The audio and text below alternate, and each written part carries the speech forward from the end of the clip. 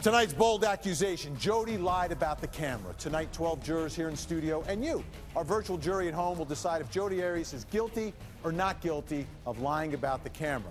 Now, she says she was taking pictures of Travis in the shower and dropped the camera. She says that's when Travis attacked her because he was enraged that she dropped his camera. Tonight, I'll prove to you, our virtual jury at home, and our in-studio jury, that Jodi lied about the camera.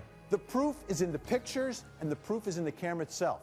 I'll take you to our model of Travis's home. The jury will get to touch. They'll get to hold the same model camera that took those incriminating pictures. He was very proud of his shape. His goal was to have a six-pack. He wasn't quite there, but he was close. And when he got to that point, he wanted photos taken of what he had accomplished. I asked him if I could do pictures of him in the shower, and he's like, no. I was like, I just have an idea. I have a couple ideas. He wasn't very comfortable at first. He's standing there and he's all, I feel gay. We were trying out different poses, and then we were checking the photos and deleting them, and then taking a few more and checking them and going through them and deleting them. I was taking pictures. I was probably a few feet from the shower so that the water didn't get on the camera. If this is his shower and the sink is over here, I was like right here taking pictures.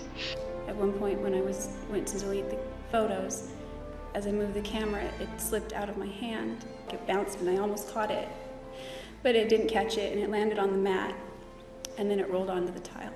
Travis flipped out again. He told me that 5-year-old can hold a camera better than I can. So the first picture gets taken of Travis in the shower, 5/22/24. Consensual picture. There's a whole series of them. Standing up. Yeah. Now, this is the last one in that series where we see Travis's face alive, 5/29/20, and it's not clear whether he's standing or sitting at this point because 5/30/30, he's clearly sitting down here in the shower, and she's taking the picture seemingly down on one knee. Right, taking shot after shot after shot. Let's move from here now to the accidental photo, because this is key. This is what Jodi Arias says is an accidental photo that was taken that precipitated his attack on her for dropping the camera. Here's what I think, Vinny. I think that while she was taking pictures of him, the camera in her right hand, she reached around and pulled him. Where would the camera be? Shooting up at the ceiling. Click, click, click. And while that, she reached around in her other hand and grabbed the knife because she's left-handed. She's left-handed, so she can have her finger on the camera, trigger. Now, the important thing about this picture is it was taken right side up. Is there any way in Jodi Arias' scenario where she drops this on the bath mat that it could take a picture right side up and trigger the camera? No, there's no way. There's no way. You look at that. There's no way. The button is here. There's no way it's going to fall and can touch that button. What we know is, here's another really odd photo. Inadvertent photo. It has to be because it's a picture of the ceiling. This is the light in the ceiling right here that we see. We know that while they are struggling, 29 stab wounds, that is a fast, furious fight. And the camera drops. And the camera is dropped. She cannot possibly, as a left-hander, be stabbing him and holding the camera with her right and taking any pictures. So that's inadvertent, to be clear. It's inadvertent. It has to be. It has to be while she's struggling with the body. She admits she drugged the body. She admits she moved the body, Joey. Yes, Remember. she did. So while she is fussing around, dragging poor Travis's bleeding body around, okay?